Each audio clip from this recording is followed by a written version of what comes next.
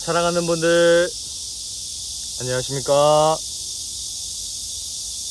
주영동자입니다. 모두 잘 지내고 계신가요? 벌써 7월 30일 7월달이 다 지나갔습니다. 날씨가 너무 덥네요. 지금 여기가 부산 저의 고향입니다.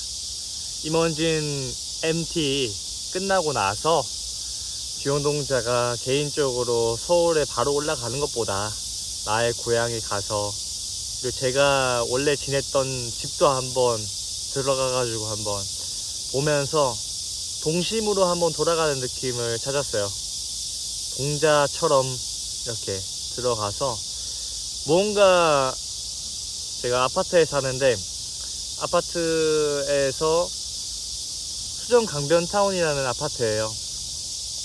태어났을 때부터 제가 초등학교 6학년 겨울방학 때까지 지냈던 그 공간에 들어가자마자 아파트의 풍경, 그리고 건물의 그러한 나열들 등등등, 건물 상가 다 그대로인 거예요.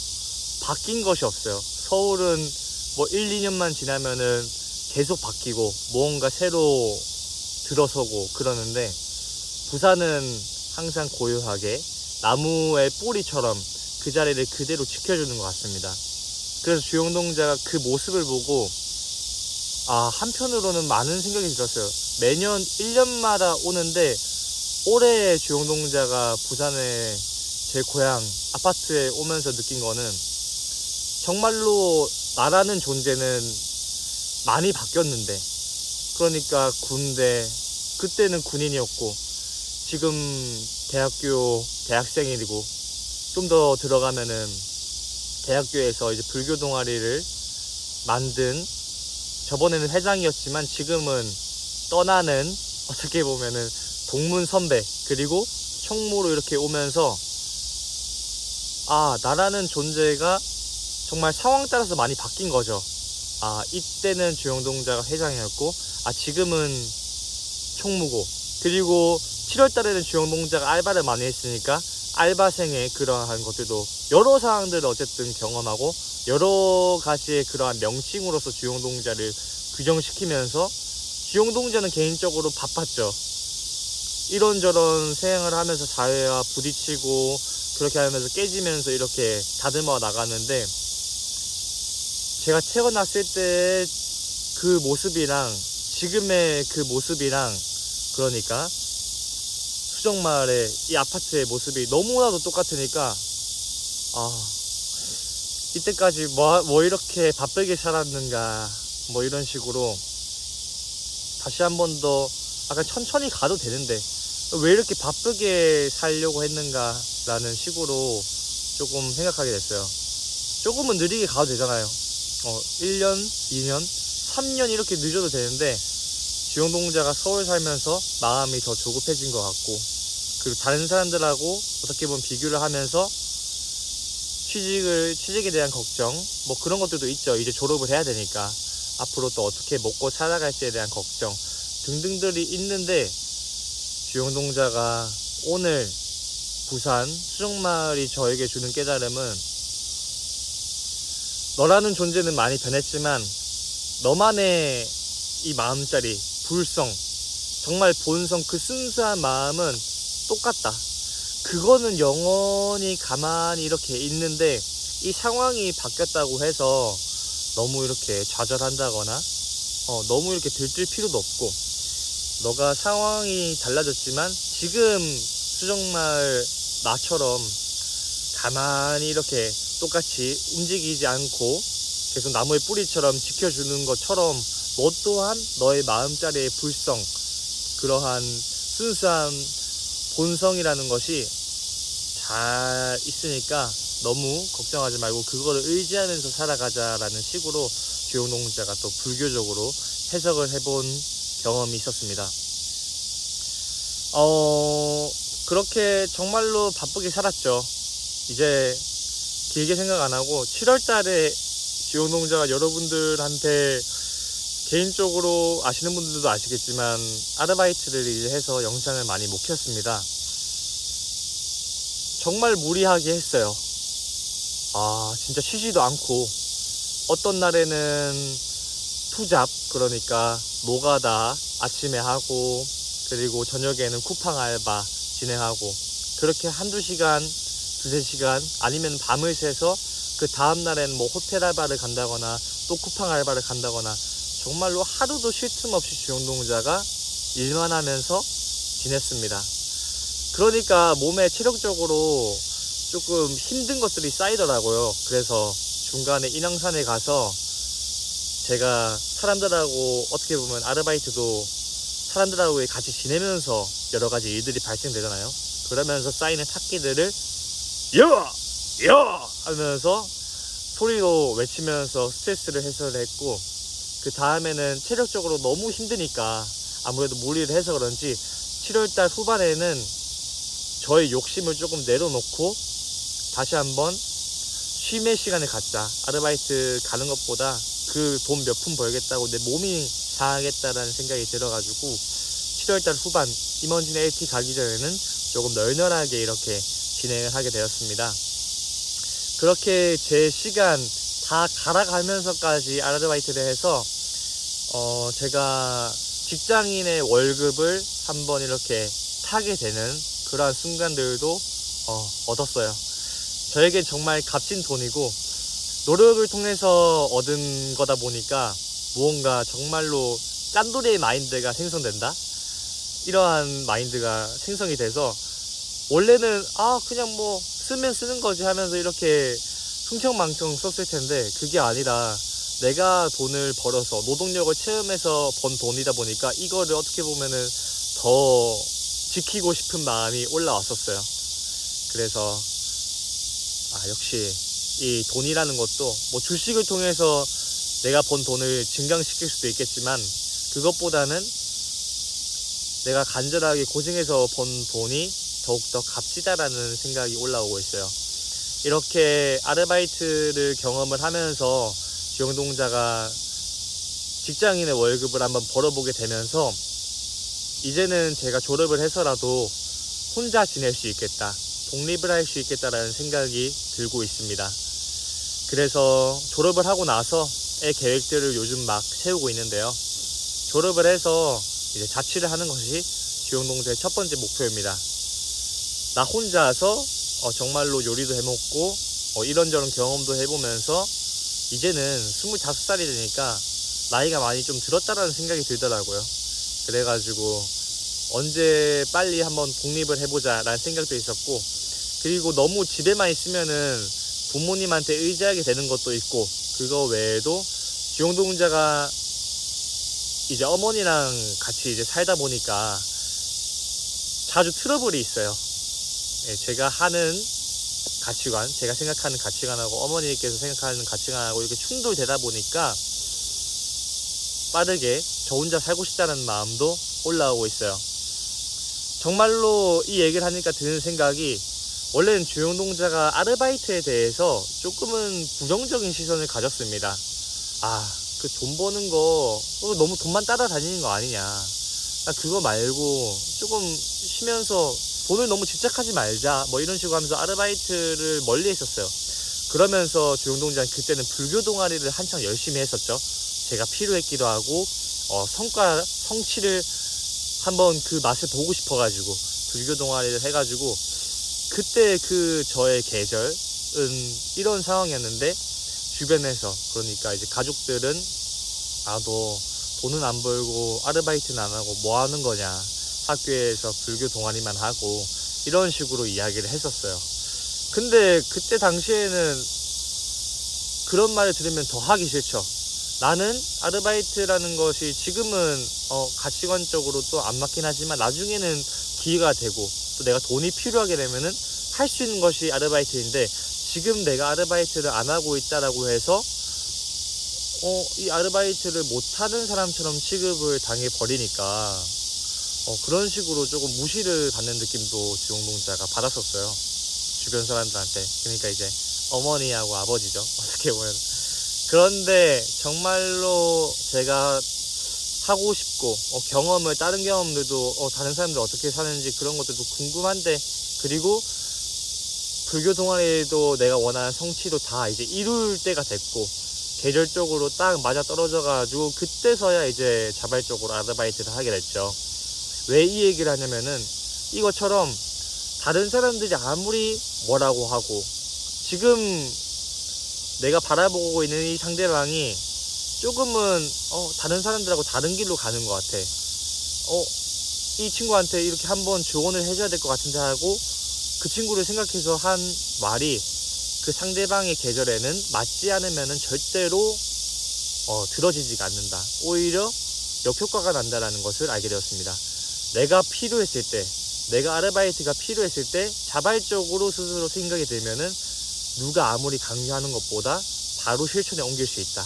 이런 것을 주용동자 느꼈어요. 그래서 아르바이트도 이렇게 무리해서 하니까, 원래는 어머니께서 아르바이트를 하라고 하셨는데 주용동자가 한 번 막 이렇게 집착이 생기면은 계속 그것만 바라보는 조금 덕후 같은 기질이 있어요.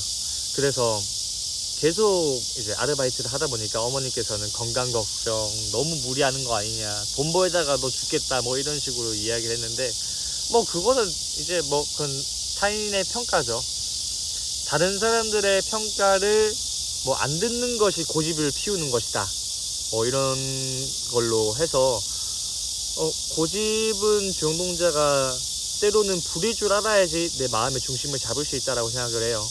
다른 사람들의 의견만 듣고 이리저리 휘둘리는 삶보다는 내가 나의 페이스를 알고 나하고 대화를 했을 때 그 어떠한 이야기, 그게 다른 사람들 눈에 비춰졌을 때는 고집이라고 할지언정 내 계절에서는 그게 필요하다고 하면은 그것을 주장하고 그렇게 살아가는 것이 저는 더 내 인생의 만족도를 높일 수 있는 그러한 삶의 가치관이 아닐까라는 생각을 하고 있습니다.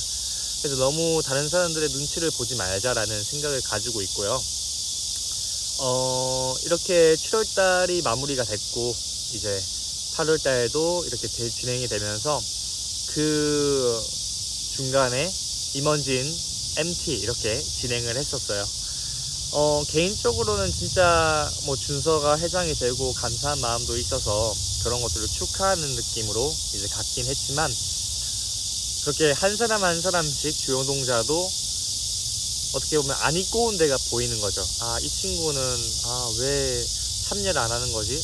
왜 이 둘은 뭐 서로 이야기를 하러 이렇게 나가는 거지? 단체로 있을 때는 단체의 룰대로 행동해야 맞는 거 아닌가라는 식으로 주용동자의 기준이 펼쳐지면서 저의 고정관념으로 인해서 조금 다른 사람을 고치려고 하고 그것으로 인해서 괴로워하는 주용동자의 마음도 알아차림을 했습니다. 그 괴로운 마음, 다른 사람들의 가치관이 나랑 좀 다르다 보니까 그 사람은 나는 임원진 LT도 좀 자유롭게 놀고 나 혼자 개인적인 쉼도 이렇게 얻으면서 지내고 싶어라고 하는 그 가치관을 고치면은 뭐 물론 주용동자 기준에 딱 맞아떨어지니까 마음이 편하겠지만 그게 사실상 힘듭니다. 상대를 고치려고 하는 것보다 상대를 바라보는 나의 눈, 나의 이 기준부터 고치는 것이 더 빠르게 마음의 안정을 얻을 수 있을 것이다 라는 식으로 주용동자가 저부터 먼저 마음가짐을 고치려고요. 요즘에는 뭐 다른 사람들하고 항상 또 같이 지내다 보니까 이런저런 식으로 이렇게 물드는 그런 것도 있는데, 그런 속에서 부처님과 또 신령님을 믿으면서 부처님과 신령님을 어떻게 했을까, 부처님께서는 화합을 어떻게 생각하셨을까, 이런 식으로 생각을 해봅니다. 불교에서 그리고 그 속에서 지내고 있는 스님분들이 계시잖아요. 스님분들은 혼자 지내는 거 아니냐라고 생각하실 수도 있는데 절대로 아닙니다. 스님들도 중앙승가대학교라는 학교가 있고 절에서 대중생활이라는 것을 합니다. 그러다 보니까 사찰에서 정말로 전국구로 다양한 사람들이 오고 그 사람들하고 같이 지내면서 1년 365일 계속 지내야 돼요. 예를 들면 해인사는 군대로 치면 해병대처럼 힘들고 정말 규제도 많고 스님처럼 우리가 생각하는 산속에 들어가서 이렇게 명상만 하면서 지내는 것이 아니라 정말로 군대처럼 지내고 대중생활을 강조하는 그런 분위기로 힘들다고 유명한 사찰입니다. 그런데 주영동자가 이제 스님한테 이렇게 스님의 삶을 한번 들어보면서 스님들도 이렇게 같이 지내면서 이 화합이라는 것을 생각을 많이 하게 된다. 그러면은 당연히 스님분들은 어떤 가르침으로 화합을 생각했을까요? 바로 부처님의 가르침으로 화합을 생각했겠죠. 그럴 때일수록 세 가지의 조건이 있는데, 첫 번째로는 자주 만나야 되고, 계속 자주 안 만나고 그냥 띄엄띄엄 만나면 서로의 관계가 소홀해진다고 합니다. 화합은 자연스럽게 멀어지게 되고 각자만의 생각, 각자만의 그런 기준들이 더 굳어지게 되죠. 같이 지낼 때는 서로 이렇게 의견도 조율하고 너께 맞아? 이렇게 하면서 좀 조율해 나가는데, 그게 점점 멀어지면은 혼자 있게 되는 시간이 많아지게 되고, 그러면은 자기가 고집하는 것들이 강해진다 라고 해서 첫 번째로는 자주 만나야 되고, 화합이 되기 위해서는. 두 번째로는 싸우지 말아야 된다. 정말로 싸우면 안 됩니다. 싸워도 갈등을 잘 풀어내야 되고, 서로 묵묵부답으로 회피하는 것이 아니라 그 갈등이 있을 때 직면하고 화합으로서 다가가기 위한 스스로의 마음이 필요하다. 나는 내 기준만 옳다고 주장하면서 상대방하고 싸움이 발생됐을 때 그렇게 주장할 거야. 내 기준이 맞다고 그 상대방한테 상대방의 자세를 고치게 할 거야. 그런 식으로 사는 것이 아니라 내 기준을 내려놓고, 내 기준을 내려놓는 것이 바로 부처님께서 화합으로 이끌 수 있는 그런 열쇠 키라고 했으니까, 그걸 한번 믿어보면서 상대의 의견을 존중해주는 그러한 시간을 갖는다. 그러니까 이제 싸우지 않는다. 싸워도 그걸 잘 풀어내고 내 기준, 내 고정관념을 내려놓는 수행이 두 번째로 화합에 필요한 조건이고요. 세 번째로는 자주 모이고, 그리고 서로 싸우지 않고, 그리고 세 번째로는 서로 잘 소통을 해야 됩니다. 무슨 일이 생기더라도 그냥 가만히 이렇게 자기 의견을 주장하고 막 이렇게 하는 것이 이야기 안 하는 것보단 좋겠죠. 그냥 쿵쿵 앓고 있으면은 이 화가, 불씨가 점점 커지게 되잖아요. 자연은도 그렇게 말해주는데, 이 불씨가 맨 처음에 이 담배꽁초로 버린 이 불씨가 하나였는데, 그게 이 풀을 만나가지고 점점 크게 됩니다. 이 작은 것을 무시하면 안 돼요. 그래서 이 작은 화가 조금 발생됐을 때 바로 표현하고 상대하고 커뮤니케이션하고 소통하는 것이 세 번째로 화합이 되기 위한 승가의 조건, 스님들의 룰이라고 합니다. 그런 것처럼 주영동자도 이 화합이라는 것을 생각하게 되는 이유가 이 불교 동아리의 마지막, 어떻게 보면은 키포인트가 되지 않을까. 중앙 동아리로 향해서 나아가야 된다라는, 그냥 어떻게 보면 동아리의 개인적인 성취를 위해서만 달렸다면 이전에는, 그것보다 정말 더 근본적인 거, 주영동자가 나중에 사회생활을 하더라도 너가 성과 내기 이전에, 그 성과는 다른 성과일 수도 있는 거고, 다 성과마다 차이가 있는데, 그 성과를 이뤄내기 위해서 너 혼자만 이뤄내는 거 아니잖아. 항상 다른 사람들하고 소통하면서 그 사람들하고의 관계 속에 지내는 것인데, 너는 정말 지금 중요한 걸 배우고 있어. 그래서 지금 너가 하반기 졸업하기 직전에 임원진들하고의 관계, 아니면 불교 동아리의 사람들하고의 관계를 배우면서 너가 아까 전에 말했던 승가의 화합의 조건, 너의 기준을 조금 내려놓고 다른 사람들을 막 고치려고 하는 그러한 습성들을 조금 내려놓는 수행.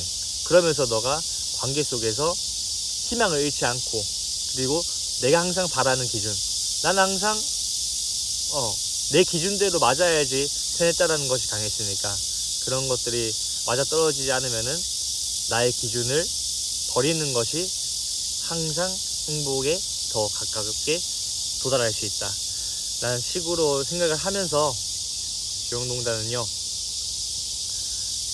하반기 때 이제 관계를 조금 더 중점적으로 한번 보면서 사람하고의 관계를 지낼 때 어떻게 소통해야 되는지, 그런 것들을 한번 배워 나가보자가 2학기 때의 주영동자의 불교 동아리 다짐 원력입니다. 주영농자는 또 한 가지 에피소드가 있었어요. 주영농자도 수행자고 여러분들도 다 수행자입니다. 절에 가서 수행을 하시는 스님분들만 수행하시는 분들 아니에요. 저희들도 매 순간 수행이에요. 주영농자도 아까 전에 얘기했던 그러한 관계 속의 삶, 그리고 동아리를 하면서의 삶, 이것도 어떻게 보면은 이 상황은 똑같이 발생됐을 때 내가 어떻게 대처하느냐에 따라서 수행자의 자세가 나오고 안 나오고 하는 거잖아요. 저희 모두 다 사회생활 하시는 여러분들 또한 수행자이듯이 모두가 수행자입니다. 그래서 주영농자 요즘 또 한 가지 에피소드가 있었어요. 이제 쿠팡 아르바이트를 하다가 오른쪽 주머니 하단 부분에 구멍이 뚫려 있었어요. 그래가지고 저희가 뚫린 줄 모르고 그냥 이렇게 걸어가다가 휴게 시간이어서 휴대폰을 볼 수 있었단 말이에요. 휴대폰을 주머니에 넣었는데 걸어가다가 구멍이 뚫렸으니까 당연히 떨어지지 않습니까? 그래서 바닥에 떨어졌는데 쿠팡은 물류센터다 보니까 엄청 큰 덤프트럭이 지나다녀요. 하필 또 덤프트럭 바퀴에 이렇게 주영농자 휴대폰이 그 밑으로 떨어져가지고 그냥 덤프트럭이 지나가면서 주영농자 휴대폰을 밟아버립니다. 바로 깨졌어요. 그래가지고 주영농자가 이 부분에 대해서 원래는 내가 내야지 이런 생각을 했는데 어쨌든 제 책임으로만 발생된 것이 아니잖아요.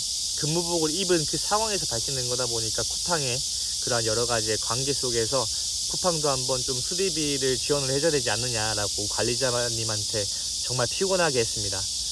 어떻게 보면 돌아오는 답변은 좀 기다려봐라. 이야기를 계속 매일매일 해도 조금 도와줘야 되지 않느냐 해도 다른 담당자분하고 연락을 하고 있다. 조금만 기다려달라. 이런 식으로 이야기를 구체적으로 받질 못했어요. 자꾸 기다리라고 해서. 일주일 정도 지나고 그러니까 이틀 전에 연락이 왔었어요. 주영님 드디어 근무복으로 이제 주영님 휴대폰이 손실된 거 보상 제대로 해줄 수 있다. 수리비 영수증만 들고 오면은 통장으로 돈 입금해드리겠다. 이렇게 이야기를 하셨습니다. 너무 감사한 거죠. 자, 근데 솔직히 개인적으로 이때는 어떻게 인왕산에 갔다 오고 나서 어떻게 의미 부여입니다, 여러분들.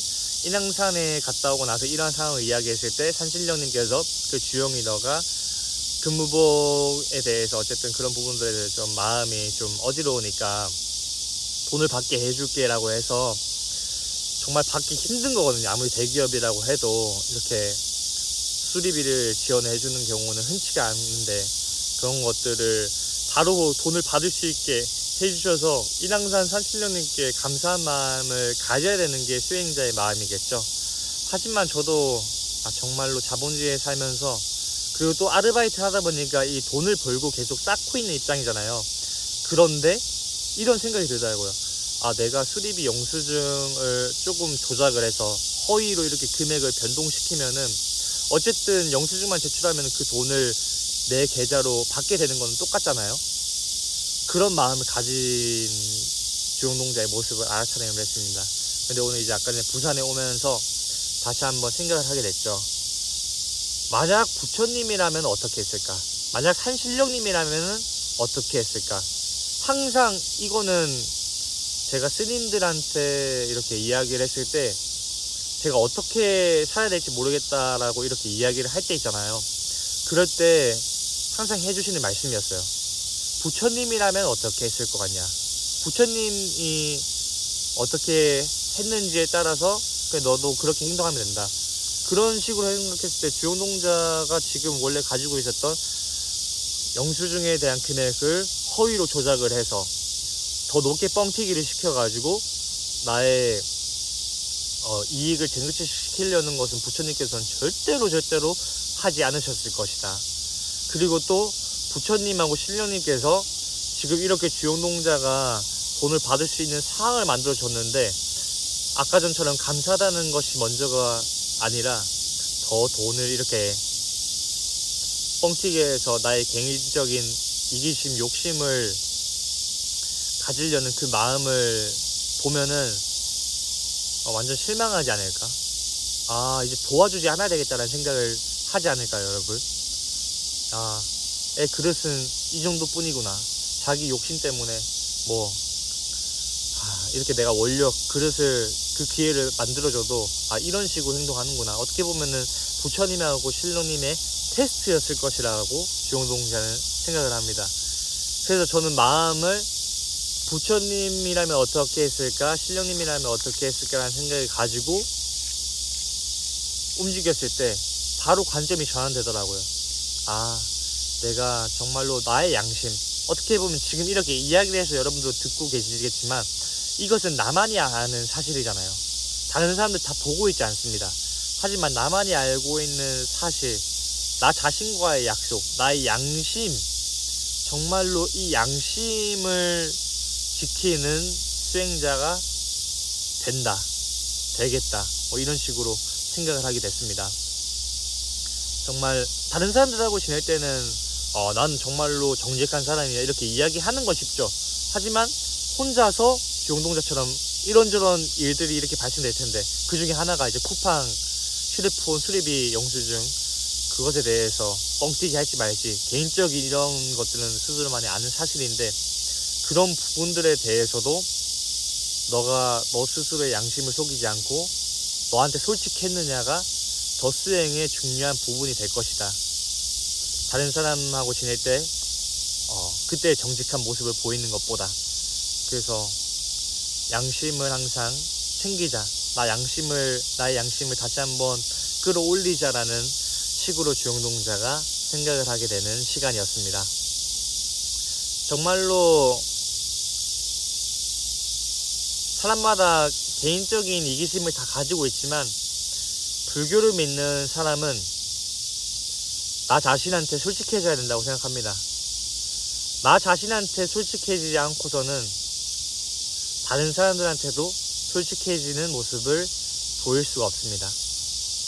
나의 양심을 되살리고 보이지 않는 그 곳에서도 나만 아는 사실일지라도 여기 공기, 그리고 허공에 보이지 않는 신 부처님께서는 보고 계시다라는 생각을 했을 때 정신 다시 한번 차려야지, 이렇게 한번 머리를 쾅 하면서 정신이 바짝 들게 만드는 시간이 되지 않을까라는 생각하면서 주영동자가 이렇게 부산에서 이런저런 쿠팡 아르바이트 진행을 하면서 여러분들하고 같이 할 거고, 지금 카메라도 살짝 좀 흐리죠. 이렇게 약간 여기 흐린 부분이 존재하는데, 오늘 쿠팡에 그러니까 이제 휴대폰 수리를 맡기러 한번 가봤는데 제 기종이 고치는 재료가 없다고 해서 서울 올라가서 고쳐야 될 것 같습니다.